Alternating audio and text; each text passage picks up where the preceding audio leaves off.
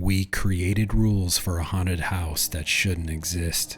Now, as adults, we've found a house matching its description. Part 1. The rules. The house. We were apartment kids. No neighborhood, no ranch-style houses tucked neatly into a suburb with backyard swing sets and grill-out birthday parties.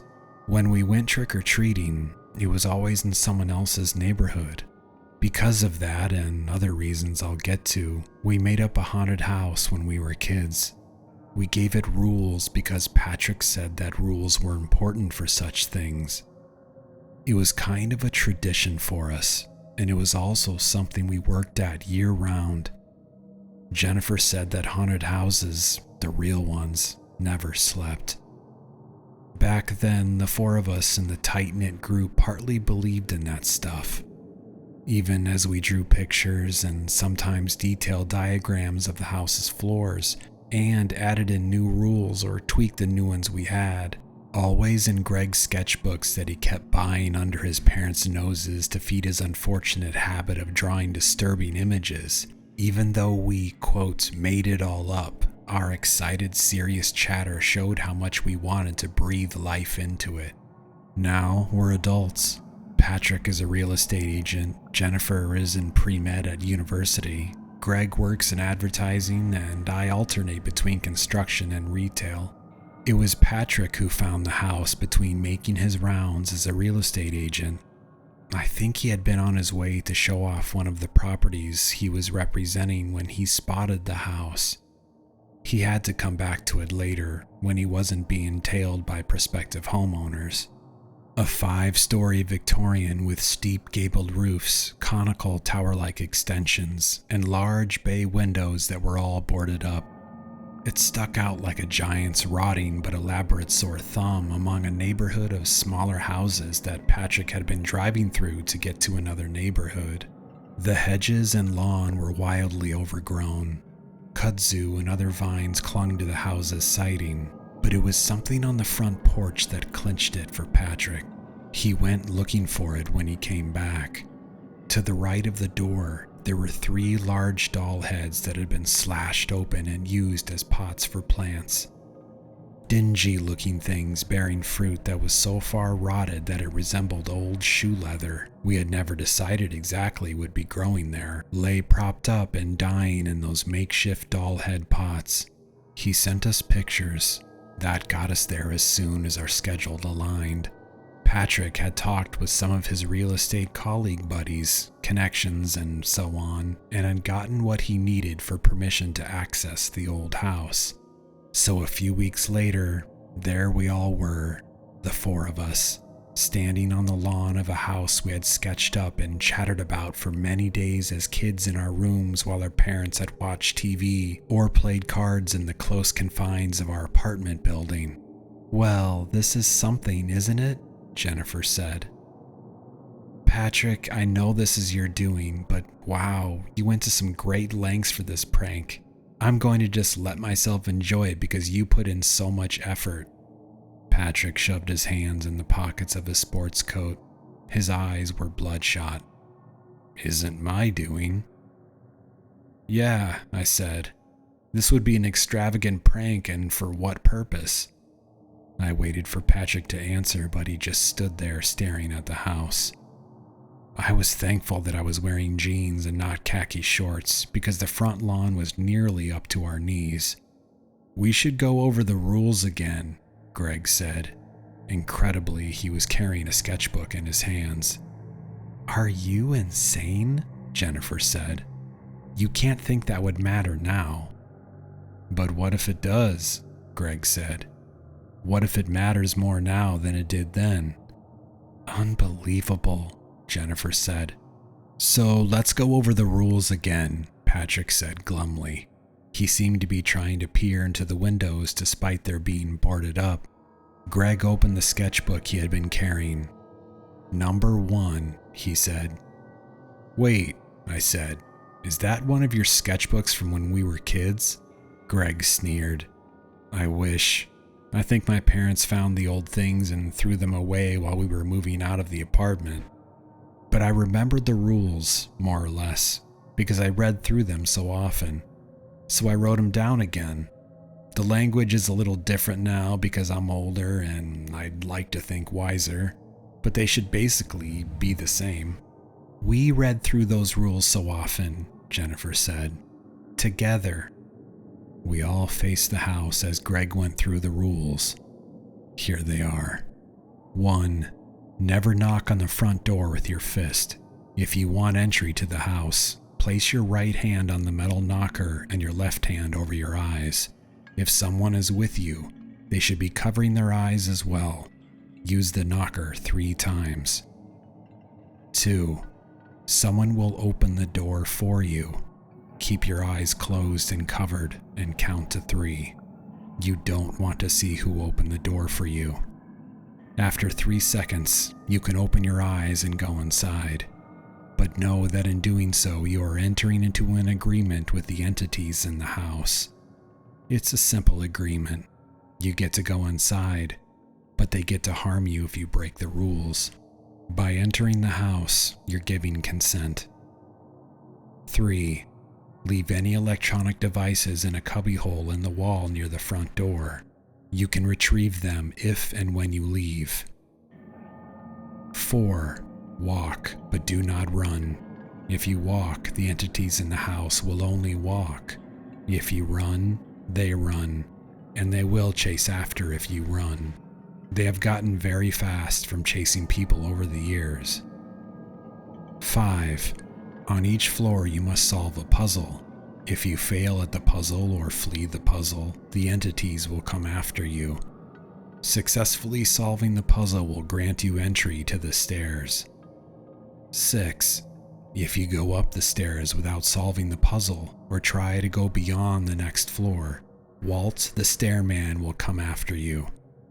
Walt the Stairman is an entity that spends its time devising ways to torture others with stairs. It has gotten creative over the years from the people who have tried to cheat. 7. There is a treasure at the very top of the house, in the attic. This is the reason why you are here now and why you are going over the rules again. This is the reason you will go inside and risk your lives. This treasure is worth the risk. Jeez, Jennifer said. Is that how we wrote it back then? Greg cleared his throat. Well, basically, I'd like to think that my diction is a little better now than it was back then, he laughed, but awkwardly. But did we include that bit about the reason why you are here now going over the rules again? Jennifer said. I mean, I do remember the treasure and everything. How could we forget about the treasure? I said, chasing it with my own nervous laughter. What I'm saying is, Jennifer went on, seems like we almost expected ourselves to be here now, going over the rules again. Seems like you may have fudged that part, which makes me think that Greg is in on the prank with Patrick. Bravo, boys, I'm all for it. I don't mind being on the tail end of a prank if it's going to be entertaining. Let's do it. Wait, I said. Are we sure we want to do this? What if one of us isn't in on it? We never put much into the puzzles themselves, not the details. They could be anything. You're going to tell me that you believe in ghosts? Jennifer said. We never explicitly said whether it was ghosts, I said. Jennifer tilted her head. What are you trying to imply? Spirits, aliens, Scottish house elves in the American Deep South? Maybe, I said. Or maybe it was just something else. Greg said his sketchbooks disappeared. I just think we should be careful about this. Guys, Greg said, and gal, don't sweat it. I've been thinking about it ahead of time. I typed up a message to send off to some friends who wouldn't call me wacko after the fact. It'll send automatically in the event I'm not back to my phone and deleting it by 3 a.m. tomorrow morning. It will also send them the location of this house. I'm going to leave my phone in the car. Well, what if something happens to us before 3 or before your friends get here? I began. I wonder what the treasure could be, Patrick said. Then, so low I almost couldn't hear him, tired of this rat race. Bravo, Patrick, Jennifer said. Now lead on. It's going to get dark out here soon, and I'd rather get this show on the road while it's still light out. Or a show in the house, however you want to put it. We've got puzzles to solve and we've got stairs to climb. Yeah, Pat, Greg said. Just pretend we're some folks looking to buy us a nice spooky house. Do your thing. We went up the front porch. Its old wood creaked under the collective weight of the four of us. I glanced once at the doll head pots with their dying plants, and I wondered how long they had been dying. Whether or not it was all a hoax, I figured they were probably never alive to begin with. We asked each other if we were all ready. Butterflies in our stomachs, hearts in our throats. Patrick planted himself at the front, put his right hand on the knocker. He nodded at us, we nodded back, and we covered our eyes. Part 2, the first floor.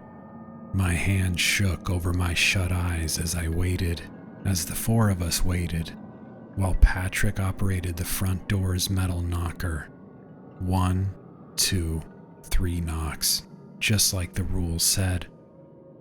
While we waited, I was hoping no one would come to the door, that we would all have a laugh there on the front porch as whoever was behind this house from our childhood imaginings made real would come forward at the get-go. That we wouldn't have to go inside not knowing what we would find. Maybe, I hoped, like a child making a wish with a penny at a shopping mall's fountain.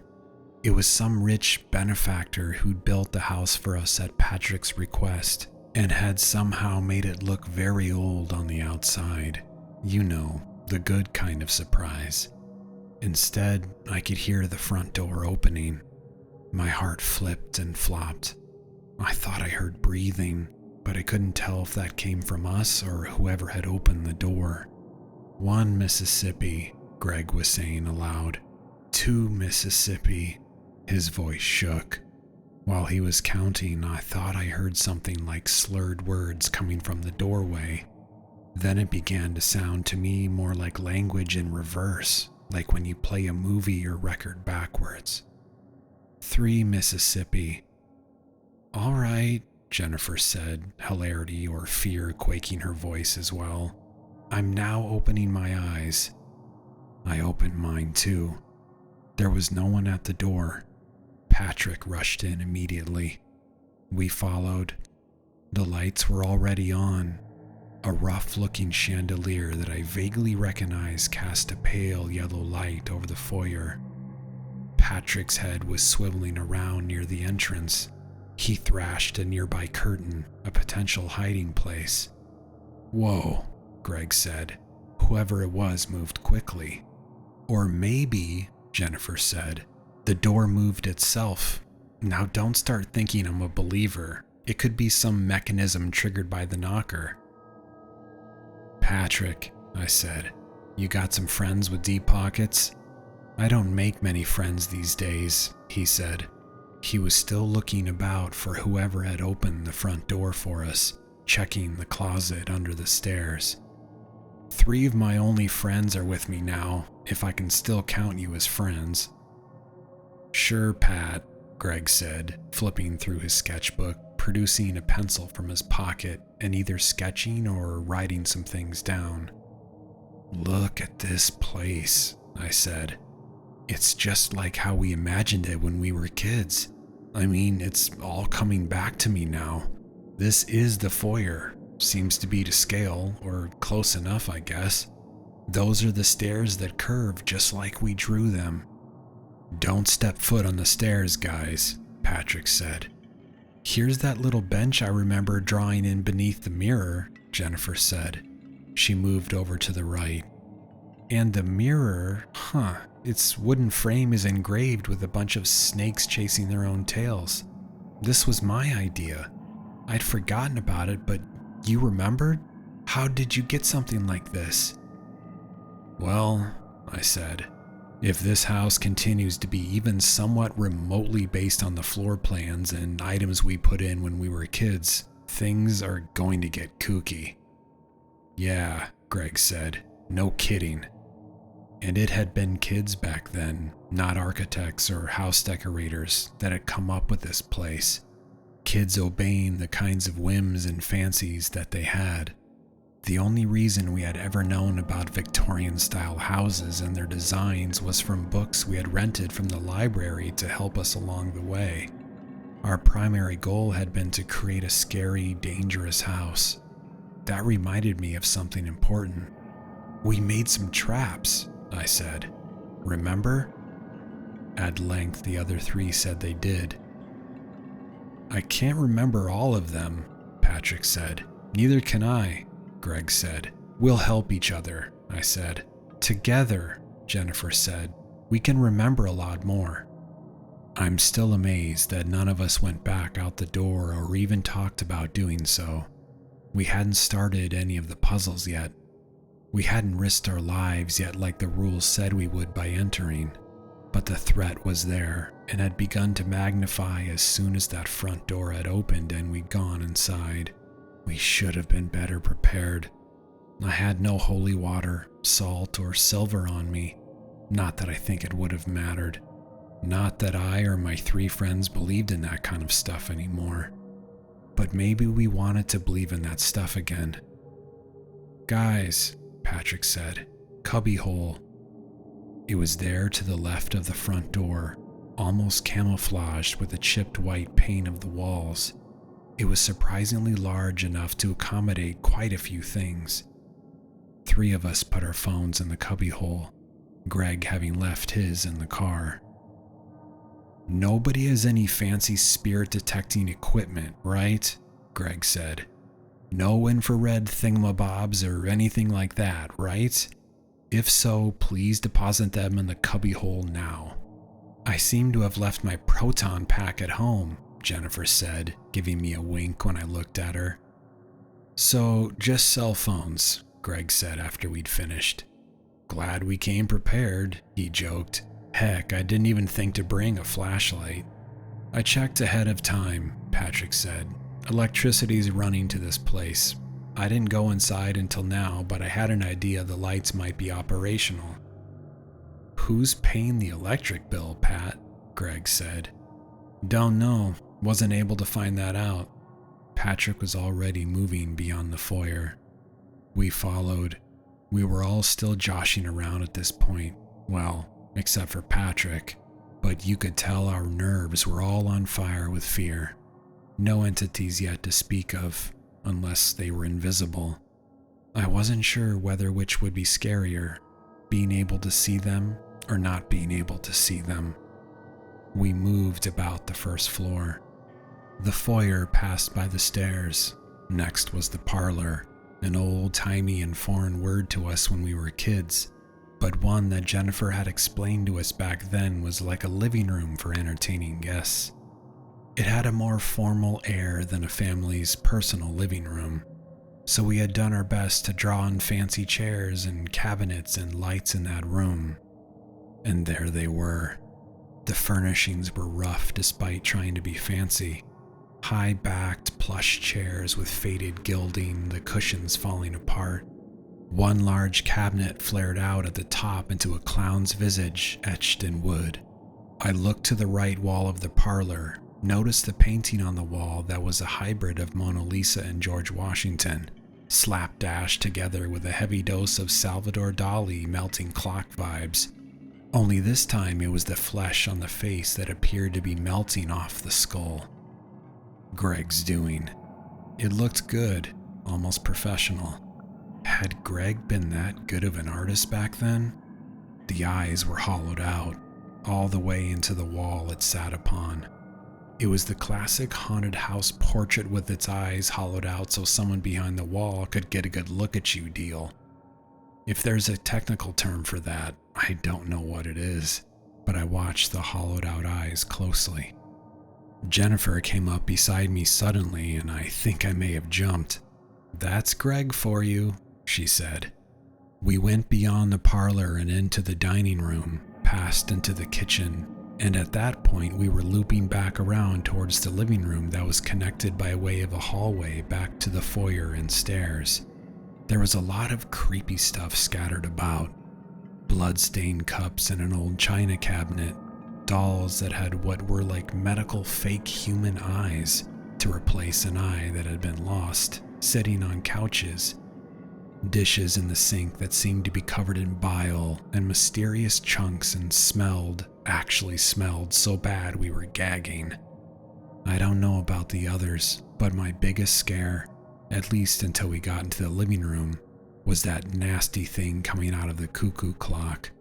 Wish I wouldn't have had forgotten about devising that when we were kids. Probably something Greg had cooked up in that sick little brain of his. It was in an alcove in the kitchen above a side table. It leapt out towards me from a crooked, broken little house with a clock on its front. A figurine of a man who was so old and disfigured it was unclear whether he was still alive. His formal but tattered coat flared out behind him in the place of wings. Instead of saying, "Cuckoo, cuckoo," it said, "Leave, leave," in a strange voice. It was the kind of voice that imitated a human's, but was in no way human. By this point, we were all getting a little hungry.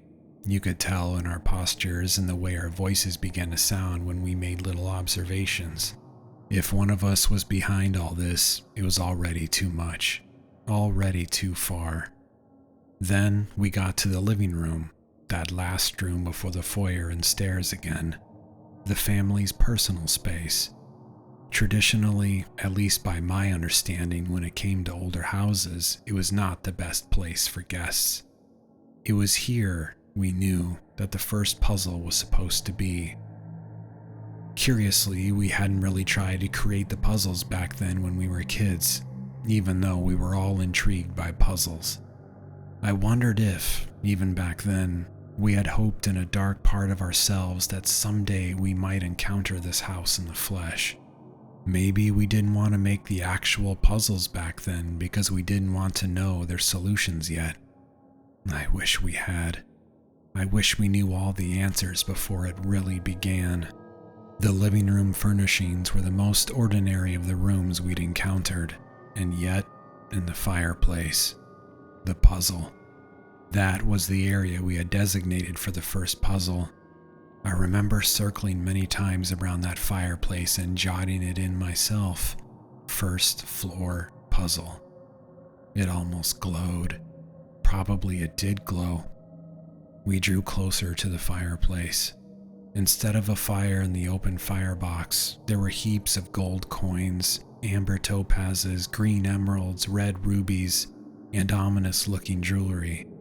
I noticed a pendant of a spiky winged owl or bat with twinkling eyes.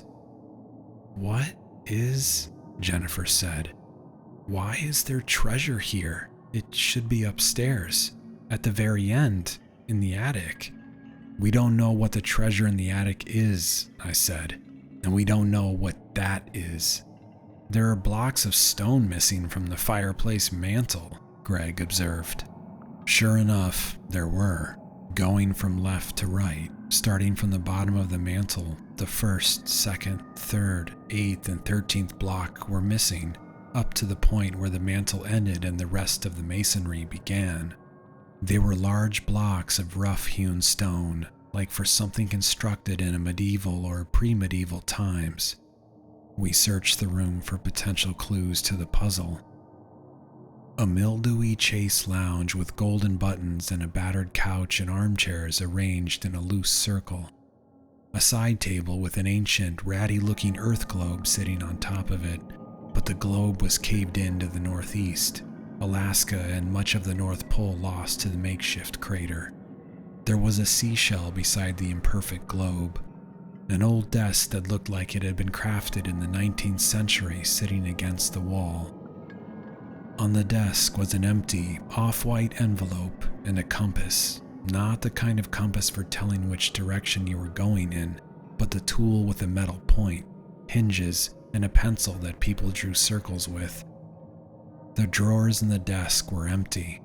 And the missing blocks in the fireplace mantel mentioned earlier, the first, second, third, eighth, and 13th from the left to right, starting from the bottom of the mantel.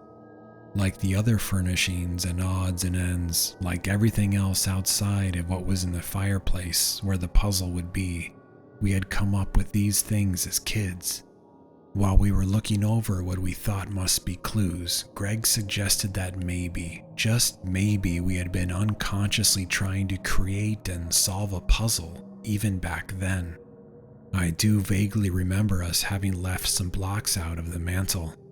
Bizarre, almost random little details for kids to come up with. Underneath the Chase lounge chair, Patrick found the blocks of stone that were missing from the mantel.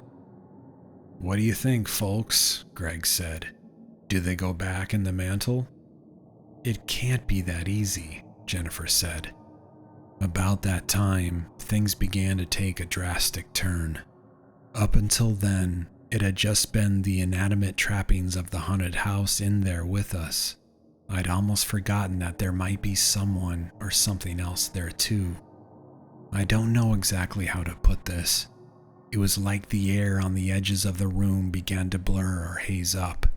I can only imagine what was going through Jennifer, Greg, and Patrick's minds, but as for me, I was hoping it was some kind of smoke effect.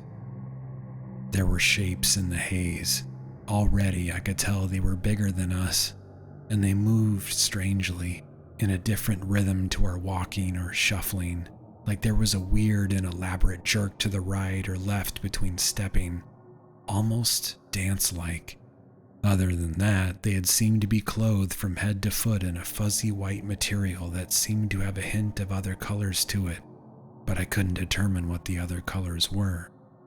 As they moved towards us slowly from the edges of the room, I pointed at them and shouted, as if trying to shout over the smoke or haze that half obscured them. "Did we come up with them?" I shouted. "Did we ever plan out the entities themselves?" "I don't know," Patrick said, his voice firm but much lower than mine. I saw that he had his hand on something in his pocket. I made a mental note to myself that we should probably play What's in My Pockets if we made it to the next floor. Jennifer rubbed the back of her head as if she'd been hit there. Greg was transfixed by the approaching figures, his mouth slack and his eyes glazed over. "We gotta do something," I said, "and quick." "Whatever we do," Patrick said, "we can't run. Remember the rules? They can run if we run." "Solving the puzzle wasn't supposed to be timed," I yelled. I wasn't sure whether I was yelling at those in the haze coming towards us or my friends. "It wasn't in the rules." "We changed the rules," Greg said. "We added some, but it's easy to forget. We took out some things too. The 7 we have, the finished product, there are some things that were cut." I cast my sights about the living room. Between the clues we had, if they were clues, my friends and the entities approaching us, I was noticing more details about the entities, like how each seemed to be wearing a mask. They had to be masks. There was no way. Even at the slow rate they were moving, I judged they might be within reaching distance by the time a couple of minutes had passed. Were there 6? No, 7 of them. I ripped my focus from them. That was hard because my mind was struggling to fit them into the context of reality. My fight or flight was confused and berserk. I wanted this to all be a joke, but my instincts said threat. We were fumbling with blocks. "Which ones do we put in?" I said. My heart roared like the fire that, in an ordinary house, might have been in the firebox of the fireplace instead of a treasure. When I glanced at that treasure again, Patrick must have noticed because he said, "The treasure's a temptation." It was almost a chant. I didn't know if he was talking about the one in the attic or the one in the fireplace before us. But I knew one thing: they were coming. Part 3. The first puzzle's solution and the real reason for risking our lives. At the edges of the living room, They were coming. They jerked left or right between stepping slowly but inevitably towards us. About half a dozen tall, weird, white-clad figures ripped from someone else's nightmare. We didn't remember designing them, and plopped down in our childhood haunted house made real. The entities were coming for us, and we hadn't even gotten much of a start on the first puzzle. I felt betrayed by the house, betrayed by the rules. We hadn't broken any, at least I didn't think we had. While the rest of us were fumbling with the stone blocks, making half-formed guesses about which blocks to put back into the fireplace mantel, Jennifer started to pull one out. We stopped what we were doing and gaped. "It was almost right," she said as she removed the 5th block. The circle and globe clues tried to throw me off, but then I thought about how they were broken and how one of my teachers used to say spirals were like broken circles. That teacher wasn't right. Certain spirals are perfect. I used to draw spirals all the time with my compass. I'd put them on my parents' old envelopes, anything I could get my hands on, even the pages of Greg's sketchbooks. They appear in nature, in things like seashells and flowers, in the best kind of spiral, the most perfect kind. It's one of the reasons I got interested in science early on. The perfect spiral is golden, called the golden spiral when someone tries to reproduce it. Golden like treasure. In mathematics, this kind of spiral can be represented in something called the Fibonacci sequence. The 1st, 2nd, 3rd, 8th, 13th, and now the 5th. That was the missing number. Makes up for the beginning of the sequence, not counting 0 and the repeated numbers. As she was talking, something in the fireplace clicked. Then there was a stony sliding sound.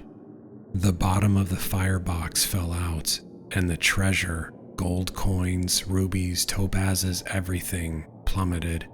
Its echoing clatter rose up a moment later. She dropped the 5th block of stone on the floor, where the others had been deposited by us. "Great," I said, "but they're still coming." The entity nearest me was about 9 feet away now. It continued walking very slowly in its almost rhythmic stride, broken by the jerk to the left or right. And because it was this close, and even though it was still blurred by the haze that followed them like their own private atmosphere, I could tell that its legs were not like ours. They were angled in and then angled sharply out. Maybe that's why it walked funny the way it did. The rest of its body was large and equally strange in arrangement. Over its body were thick, fuzzy, somewhere between wool and fur, garments of white, almost like robes with extra colors I couldn't pin down. As for its face or head that I started to lose hope was just elaborately masked. It was like its own organism. As it got closer to me, that face thing stood up. Actually stood up from a curled position.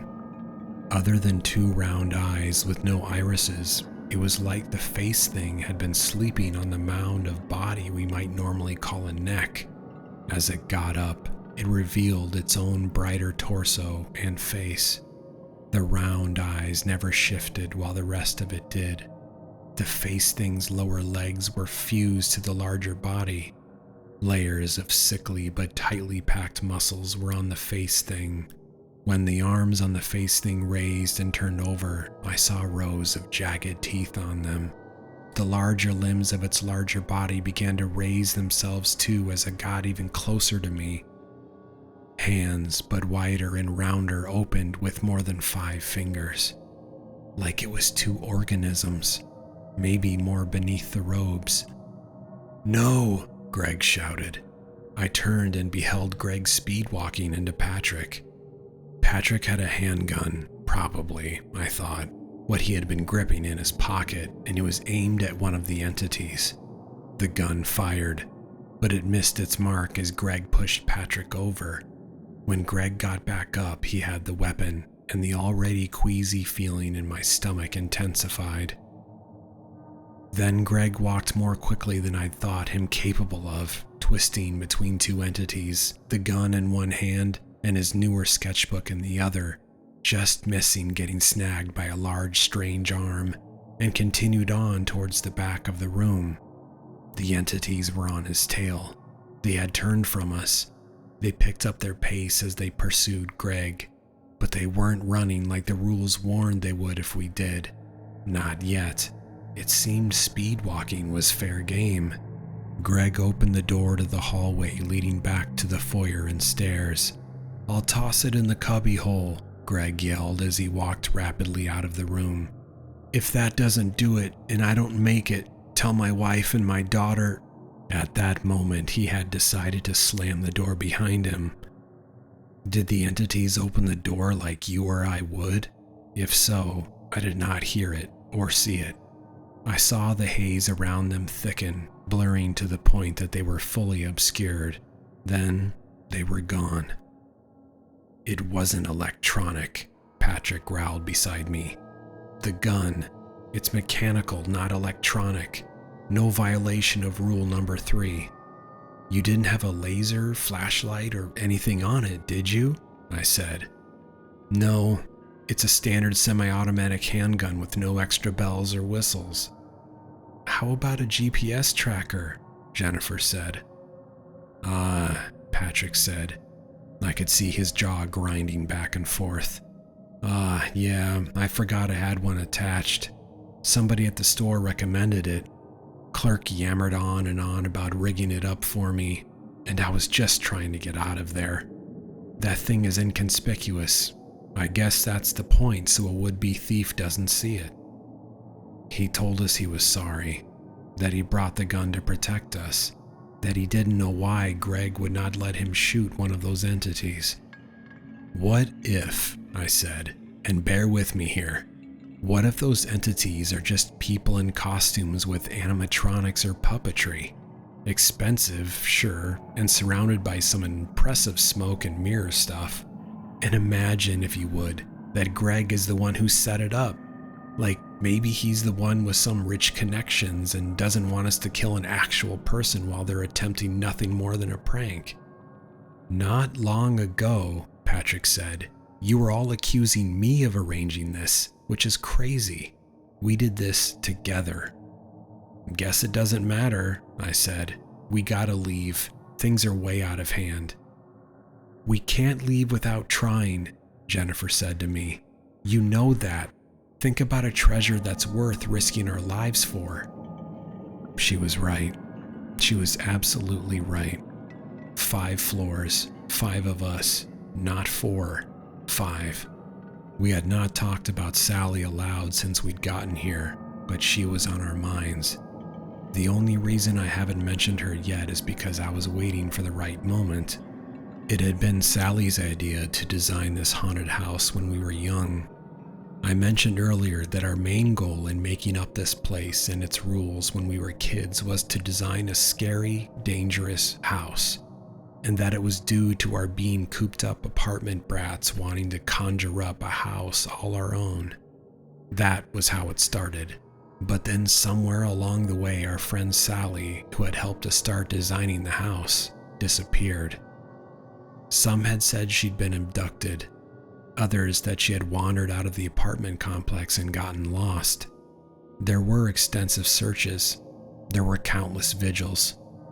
We believed then, because of something we had done, that it was the house that had taken her.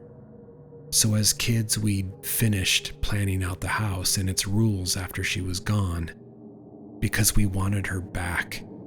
We never openly said aloud that we thought finishing this idea that had started with her would bring her back, but it was there with us in the place that Sally used to sit. When she didn't come back, there was unspoken guilt. We tried again and again to fix the house and its rules. We made changes. We did everything short of building the house ourselves, which we might have done if we'd only had the resources. But we were kids. We gave up because we didn't think there was anything else we could do. Jennifer still calls Sally's parents every year. I don't. I don't think I ever did. When someone goes away and you can't wrap your head around it, Eventually, you might start to forget. Not forget them, but forget their reality. You live with the memory of them like it's a story your parents used to read you before bed. Sally's the treasure in the attic, I said. Yeah, Jennifer said. If this isn't fake, so we should go through with it either way. That's what Sally would have wanted, I said. She loved this stuff, probably more than Greg and the rest of us. Patrick was turned away, facing one of the boarded up windows. I wanted to turn him around and ask him, point blank, which treasure he would prefer, our lost friend, or one like the gold and jewels that had just been under our noses. I also didn't want to ask him. Not long after that, Greg returned to the living room. He made some joke about how folks like to jazz up their guns with electronics nowadays. He'd banked on that as soon as he'd seen Patrick pull his weapon like the popo on a perp. He clapped a hand on Jennifer's back and congratulated her on solving the puzzle, his other hand still gripping his sketchbook. Despite looking a little green in the face, he seemed all right, like those entities hadn't gotten their weird little and weird big hands on him while he had been depositing Patrick's gun in the cubbyhole near the entrance. He asked us why we were so downtrodden after solving the first puzzle. Patrick gave him an earful about knocking him over, said he owed him one. When we said we had been talking about Sally, Greg looked more shaken than I'd seen him since we had entered the house. When we said we had been talking about Sally, Greg looked more shaken than I'd seen him since we had entered the house. Sally's disappearance has always affected him acutely, maybe even more than the rest of us. We talked about how things would only get harder and crazier, as if we had known when we were designing it as kids that we'd get this chance and that it took that much to get our friend back. Then we went over to the stairs and prepared ourselves for the second floor.